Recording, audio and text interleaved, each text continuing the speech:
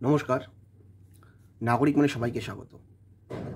আজকের আলোচনা মূলত 2016 সালের 26,000 চাকরি বাতিল মামলা ও সেই মামলার নিরিখে বিভিন্ন ধরনের যে পর্যায়গুলো হচ্ছে, সেই পর্যায়গুলো, তার সঙ্গে সঙ্গে যোগ্য চাকরিহারারা এবং রাজ্য সরকারের অবস্থান, এবং তার সঙ্গে সঙ্গে চাকরি বাতিলের পক্ষে আবেদনকারীদের অবস্থান, এবং সর্বশেষ এই যোগ্য চাকরিহারারা কেন বারবার বিভিন্ন জায়গায় প্রতারিত হচ্ছে, তার আজকে আলোচনা, সম্পূর্ণ আলোচনা।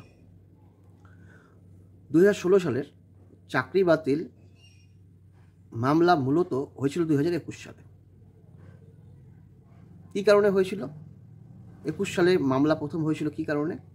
এই চাকরি বাতিলের জন্য মূলত র্যাঙ্ক জাম্পিং করে নিয়োগ করেছিল।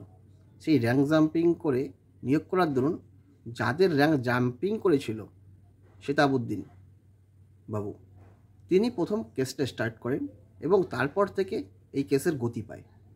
র্যাঙ্ক জাম্পিং হয়েছিল কী কারণে, সেই জন্য প্রথমে বাক কমিটি হয়েছিল এবং বাক কমিটি একটা রিপোর্ট দেয়, সেখানে কিছু একটা সংখ্যা বেরিয়ে আসে।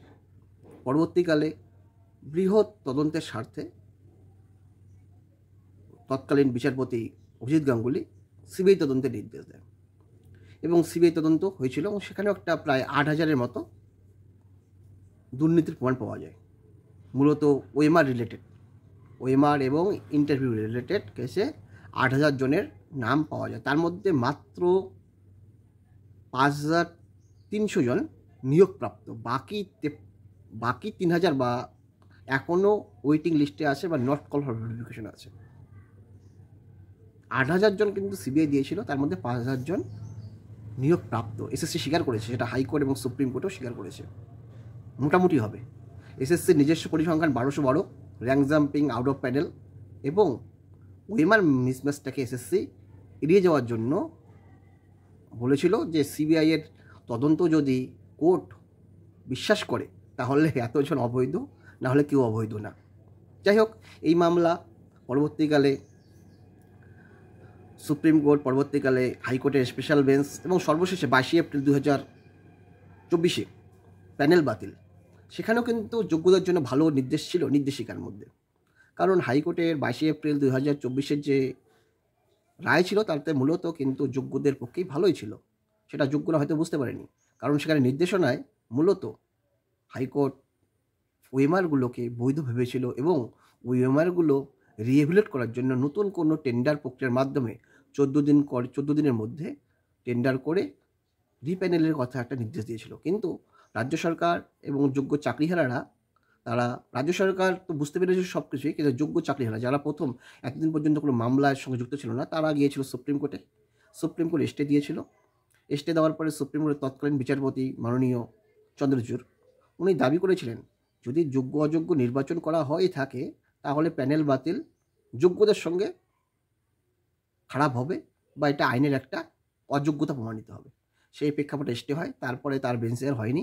তারপরে পরবর্তীকালের বিচারপতি সঞ্জীব খান্নার বেঞ্চে দীর্ঘ শুনানির পর যা রায় প্রদান করে তাতে যোগ্যরা আশাহত হয়েছিল, যে ভেবেছিল যে যোগ্যদের চাকরি থাকবে, কিন্তু তার আশাহত হয়েছিল। যাই হোক, দীর্ঘ শুনানির পর 3রা এপ্রিল 2025 সেই রায় প্রদান করে। সেখানে রায় প্রদান করার ক্ষেত্রে সুপ্রিম কোর্ট মূলত ওএমআরটাকেই,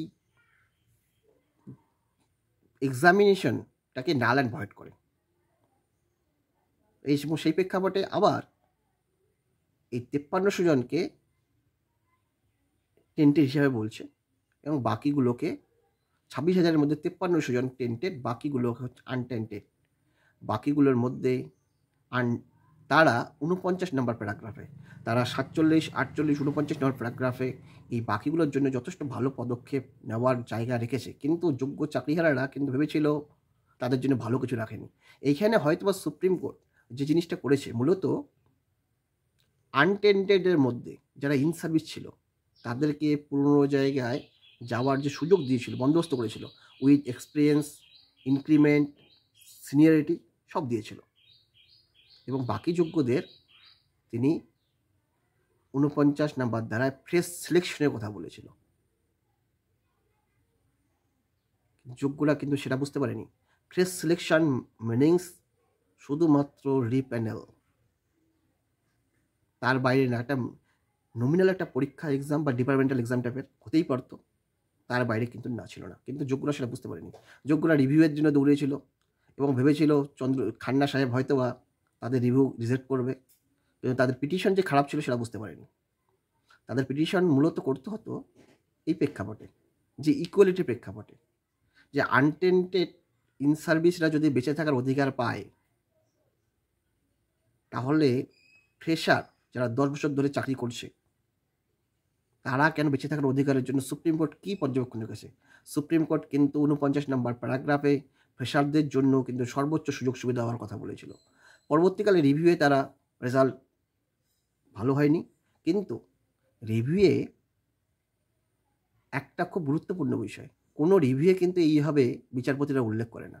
রিভিউয়ে আনটেন্টেড টিচারদের জন্য বিচারপতি রিমাইন্ডার দিয়ে দেয় যে আনটেন্টেড টিচারদের চাকরি বাতিল করাটা কোর্টের কাছে খুবই হৃদয় বিদারক, কিন্তু আইনের রক্ষক হিসাবে যেহেতু বিভিন্ন ধরনের দুর্নীতি হয়েছিল, সুতরাং সেই প্যানেলটা বাতিল, কিন্তু আনটেন্টেড টিচারদেরকে গ্রেটেস্ট এক্সটেন্ট সর্বোচ্চ সুযোগ সুবিধা দেওয়ার কথা 49 নম্বর প্যারাগ্রাফের মেন রায়ে বলা আছে। কিন্তু যোগ্য চাকরিহারারা সেটা বুঝতে পারেনি। যোগ্য চাকরিহারারা প্রথম থেকেই বুঝতে পেরেছিল সরকার তাদের চাকরি রাখতে চায়, কিন্তু যখনই সরকার তাদের কথা শোনে না তখনই তারা সরকারের বিরোধিতা করে। প্রথম থেকেই তারা বিরোধিতা করে যারা চাকরি বাতিলের পক্ষে, তারপরে বিরোধী দল, তার পরবর্তীকালে কোর্টের, কিন্তু কখনোই তারা সরকারের বিরোধিতা করতে যায়নি। তারা ভেবেছিল সরকার হয়তো বা চাকরি রাখতে চায়, সেই জন্য প্লিডিং করছে সেইরকমভাবে, কিন্তু সরকার যদি চাকরি রাখতে চাইতো যোগ্যদের, তাহলে সরকার কিন্তু সেই রকমভাবে প্লিডিং করতো, কিন্তু বাস্তবে সেটা করেনি। যোগ্যরা কিন্তু পরবর্তীকালে বোঝা শুরু করে। রিসেন্ট 19 তারিখে একটা এসএলপি হয়েছিল, সেই এসএলপিটার মূলত হয়েছিল যোগ্য আনটেন্টেড 2016 সালের বিজ্ঞপ্তিতে সে যোগ্য ছিল, কিন্তু 2025 সালের যে রুল, সেই রুলে সে অযোগ্য হয়ে গিয়েছে। তাই সুপ্রিম কোর্টে সেই 19 তারিখের যে শুনানি, তাতে বিচারপতি আবার মনে করিয়ে দেন যে যোগ্যদের চাকরি বাতিল মূলত হয়েছিল সরকারের অনিয়মের কারণে, এর জন্য যোগ্যরা দায়ী না। সুতরাং সরকারের উচিত ম্যাক্সিমাম রিলিফ দিয়ে যোগ্যদের প্রোটেক্ট করা। এই প্রেক্ষাপটে যখন বিচারপতি বলার পরেও যোগ্যরা কিন্তু বুঝতে পারেনি। যোগ্যরা ভেবেছিল সরকার হয়তো বা কিছু করবে, সরকার আদৌ কিছু তাদের জন্য করেনি। যখনই সরকার তাদের কথা শুনে না তখনই তারা বুঝতে পারে সরকারই প্রতারণা করছে। বিরোধীরা চাকরি বাতিলের সপক্ষে যারা ছিল, বা বিরোধী রাজনৈতিক দল বা বিরোধী উকিল, কেউ কিন্তু বিরোধিতা করেনি বা কোর্টও বিরোধিতা করেনি। কোর্টও কিন্তু যোগ্যদের পক্ষেই সওয়াল হয়েছিল, কিন্তু যোগ্যরা চাকরিহারারা এতদিনে বুঝতে পেরেছে কারণ সরকারই চাচ্ছে না তাদের চাকরি বা থাক, তারা নতুন করে রিপ্যানেলের মাধ্যমে নিতে পারতো, কিন্তু বাস্তবে তা না করে তারা করেছে নিউ রিক্রুটমেন্ট। সিলেকশনটাকে করেছে নিউ রিক্রুটমেন্ট। সিলেকশন মূলত হয় নির্বাচিতদের মধ্যে 1-2 পর করে, আর রিক্রুটমেন্ট হয় কম্পিটিশনের মাধ্যমে। এইখানে রিক্রুটমেন্ট এবং সিলেকশনের পার্থক্য। সিলেকশন মানে তোমার সামনে টেবিলে কিছু আছে, সেখান থেকে 1, 2, 3 করে সিলেক্ট করা, আর রিক্রুটমেন্ট মূলত হয় একটা কম্পিটিশনের মাধ্যমে তোমাকে সিলেক্ট টেবিলে আসতে হবে, সেখান থেকে তুমি সিলেকশন পাবে। কিন্তু যোগ্য চাকরিহারার উকিল এবং তারা বুঝতে পারেনি। সরকার হয়তো সবাই বুঝতে পেরেছিল, সেই জন্য সরকার 49 নম্বরের প্যারার ক্লারিফিকেশন কিন্তু কখনো চায়নি। সরকার গিয়েছিল বিভিন্নভাবে যে অযোগ্যরা বুঝতে পারবে কি পারবে না, অযোগ্যদের রিলিফ দেওয়া যাবে কি যাবে না, সেই প্রেক্ষাপটে, এবং নতুন পন্থা অবলম্বন করে প্রথম এসএলএসটি বাদ দিয়ে একটা সেকেন্ড এসএলএসটি জারি করেছে। প্রথম এসএলএসটির সমাধান না করেই সেকেন্ড এসএলএসটি, মূলত অযোগ্যদের ঘুরপথে নিয়োগের কৌশল। কিন্তু এখানে একটা গুরুত্বপূর্ণ বিষয়, যোগ্য চাকরিহারাদের বিভিন্ন হোয়াটসঅ্যাপ গ্রুপ, বিভিন্ন গ্রুপে দেখা যাচ্ছে যারা প্রথম এসএলএসটির টেন্টেড ছিল, যাদেরকে সুপ্রিম কোর্ট পরীক্ষায় বসতে বাধা করেছে, কিন্তু এসএসসির কোনো নোটিফিকেশনে, নিয়োগকারী নোটিফিকেশনে কোথাও টেন্টেডদের পরীক্ষায় বসতে বাধা নেই। সুপ্রিম কোর্ট নির্দেশ দিয়েছিল টেন্টেড বসা যাবে না, কিন্তু এসএসসি নোটিফিকেশন নিয়োগকারী সংস্থাকে এসএসসি, সে এসএসসি কিন্তু কোথাও লেখেনি যে টেন্টেড আর নট অ্যালাউড। সুতরাং টেন্টেডরা ফর্ম ফিল আপ করে দিয়েছে।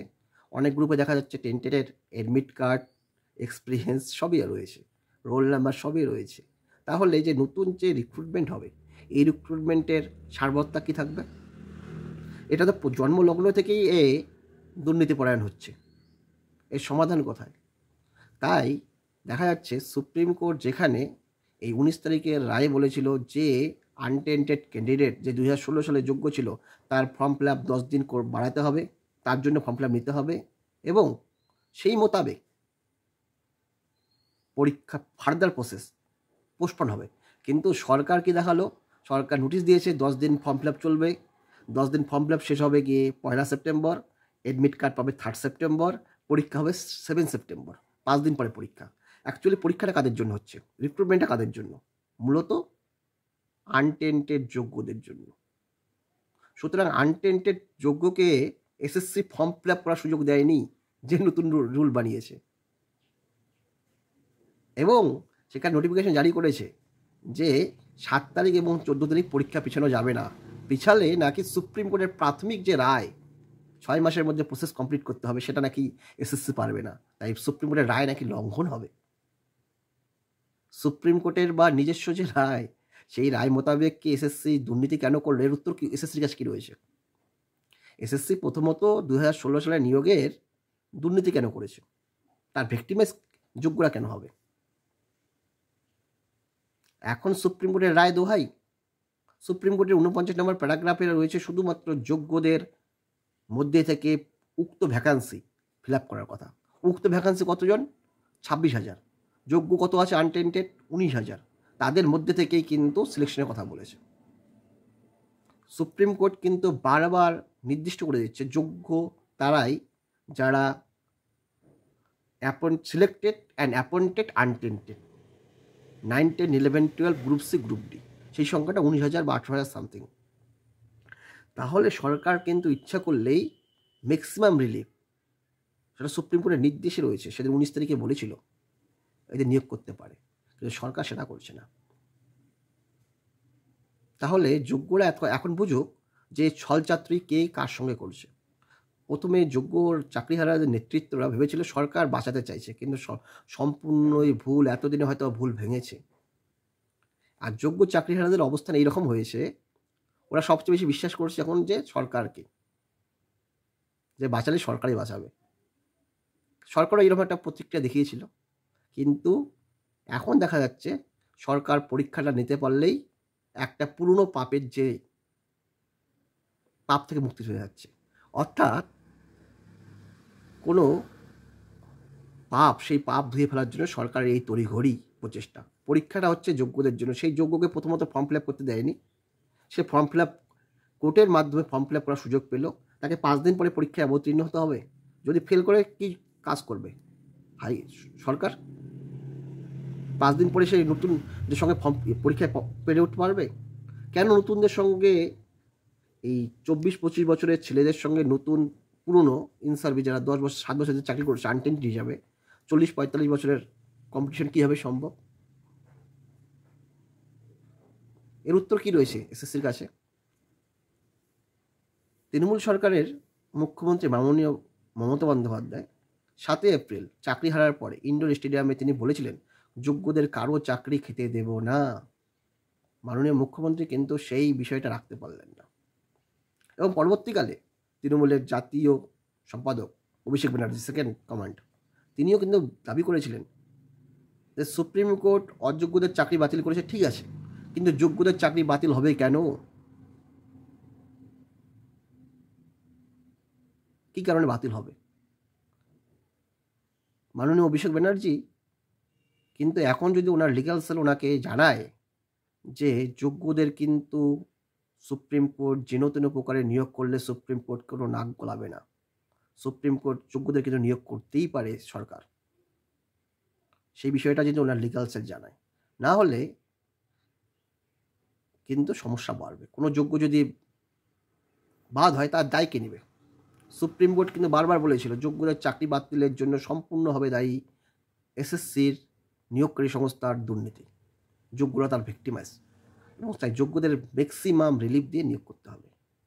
তাদের দাবি, আমার অনুমান অনুযায়ী আমি বলছি, ইন সার্ভিসদের যেরকমভাবে বেঁচে থাকার অধিকার, যোগ্যদেরও এমন রিলিফ দিতে হবে যাতে তারা পুনরায় চাকরিটা পায়, তারা বেঁচে থাকার অধিকার পায়।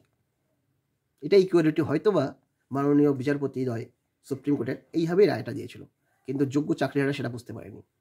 তাই যোগ্য চাকরিহারাদের সুপ্রিম কোর্টের বিচারপতি দ্বয়ের এই অবজারভেশন অনুযায়ী ইমিডিয়েট ঝাঁপিয়ে পড়া দরকার। কেন 10 বছর পরে পরীক্ষা দেবে, আর পরীক্ষা দিয়ে কম্পিটিশনমূলক এক্সাম, কম্পিটিটিভ এক্সামে প্রত্যেকবার একই ধরনের ধারাবাহিকতা থাকে না, এটা কখনো হয় না, হতে পারে না। কারণ যখন এই যোগ্যরা চাকরি পেয়েছিল তখন বয়স ছিল 20 থেকে 25 বা 30, সবাই মধ্যে অর্থনৈতিক টেনশন ছিল না, সবাই নিজের বাবার হোটেলে খেয়েছিল। এখন তাদের নিজস্ব হোটেল হয়েছে, এখন ঋণ হয়েছে, সংসার হয়েছে, আগে সংসার ছিল না। এই যে মানসিক চাপ, তার মধ্যে স্কুল করে পরীক্ষা, এই প্রেক্ষাপটে কীভাবে নতুনদের সঙ্গে পেরে উঠবে? আর নতুনদের উচিত, নতুনদেরও যদি আলাদা করে নোটিফিকেশন দিত, আলাদা করে ভ্যাকান্সি দিত, তাহলে কিন্তু নতুনদের পক্ষে সেটা সুবিধার হতো। আমার যেটা মত, মাননীয় মুখ্যমন্ত্রীর যে দর্শন, সেই দর্শনে কিন্তু উনি বিশ্বাসী, উনি কিন্তু পপুলার দর্শন বিশ্বাসী, উনি কিন্তু কারো অসুবিধা চায় না, সেটা যোগ্য অযোগ্য নির্বিশেষে। ওনাকে কেউ মিসগাইড করছে নাকি? উনি যদি সুপ্রিম কোর্টের এই অবজারভেশন শোনে যে যোগ্যদের ম্যাক্সিমাম রিলিফ দিয়ে নিয়োগ করা যেতে পারে, তাহলে উনি মনে হয় না তার এই অবস্থান রাখবে, যোগ্যদের জন্য এক্সামের, কম্পিটিটিভমূলক এক্সাম রাখবে। উনি ইচ্ছা করলে কিন্তু পারে। হয়তোবা উনি কি মিসগাইড হচ্ছে নাকি কোনো কারো দ্বারা, এটা আমার নিজস্ব অভিমত। তাই যোগ্যদের উচিত সুপ্রিম কোর্টের অবজারভেশন এবং সুপ্রিম কোর্টকে শুধু ভ্রান্ত না বলে, সুপ্রিম কোর্টের রায়কে শুধু তুচ্ছ তাচ্ছিল্য না করে বা সুপ্রিম কোর্টের রায়কে সমালোচনা না করে, সুপ্রিম কোর্টের রায় অনুযায়ী ইমিডিয়েট সরকারের বিরুদ্ধে বা সরকারের সঙ্গে আলোচনায় বসা বা আন্দোলনে যাওয়া ইমিডিয়েট। কারণ সুপ্রিম কোর্ট যোগ্যদের জন্য যথেষ্ট সুযোগ রেখে দিয়েছে, এবং সুপ্রিম কোর্টের অবজারভেশন তাই বারবার বলছে, না হলে কোনো রিভিউয়ে সুপ্রিম কোর্ট এইভাবে লেখে না যে যোগ্যদের চাকরি বাতিল আমাদের পক্ষে খুবই হৃদয় বিদারক, কিন্তু আইনের রক্ষক হিসেবে আমরা করেছি। মূলত যোগ্যদের গ্রেটেস্ট এক্সটেন্ট সর্বোচ্চ সুযোগ সুবিধা দিতে হবে। সর্বোচ্চ সুযোগ সুবিধা এটাও হতে পারে পরীক্ষা না দিয়েই শুধু সিলেকশনের মাধ্যমে রিক্রুটমেন্ট। অ্যাকচুয়ালি সেখানে সিলেকশনেই কথা বলা হয়েছে, কিন্তু বাস্তবে সেটা হচ্ছে না। যোগ্যরা হয়তো মিসগাইড হচ্ছে। প্রথমত উকিলের দ্বারা সিলেকশন রিক্রুটমেন্ট বোঝেনি, দ্বিতীয়ত তারা মিসগাইড হচ্ছে গিয়ে রাজ্য সরকারের ভাবনার দ্বারা। তারা রাজ্য সরকার যখন তাদের কথা শুনছে তখন রাজ্য সরকার ভালো, যখন শুনছে না তখন তারা সোশ্যাল মিডিয়ায় বিভিন্ন জায়গায় সরকারের অবস্থানটা বুঝতে পেরেছে, সেটা বুঝতে সময় শেষ হয়ে গেছে। এখন দেখা যাক, যোগ্যদের চাকরি হয়তোবা ফিরবেই, কিন্তু একটা দুশ্চিন্তার মধ্যে সবাই পড়ে গেল, সব যোগ্যরাই। এটা সত্যি একটা অতুলনীয় বিষয়। 2016 সালে যোগ্যতা নিরিখে চাকরি পেয়েছিল, সেই দুর্নীতি করলো নিয়োগকারী সংস্থা, সেই দায় কীভাবে যোগ্যদের উপর বর্তায়? অবশ্য সুপ্রিম রায়ও যোগ্যদের জন্য যথেষ্টই সুন্দর এবং ভালো রয়েছে, আমার অভিমত। ম্যাক্সিমাম রিলিফ দিতে বলেছে সুপ্রিম কোর্ট। হয়তো বা ডিপার্টমেন্টাল এক্সামের মাধ্যমে দিয়েও এসএসসি নিয়োগ করতে পারতো যোগ্যদের, কিন্তু এসএসসি কিন্তু ঘুরে পড়তে পালিয়ে যাওয়ার চেষ্টা করছে, তাদের পাপ দেখানোর চেষ্টা করছে। এটা যখনই যোগ্যরা বুঝতে পারবে তখনই উদ্দোলিত হবে, আর যোগ্যদের উদ্দোলিত হওয়া দরকার। আজকের প্রতিবেদন অনুযায়ী আপনারা আপনাদের মতামত জানাবেন। ধন্যবাদ।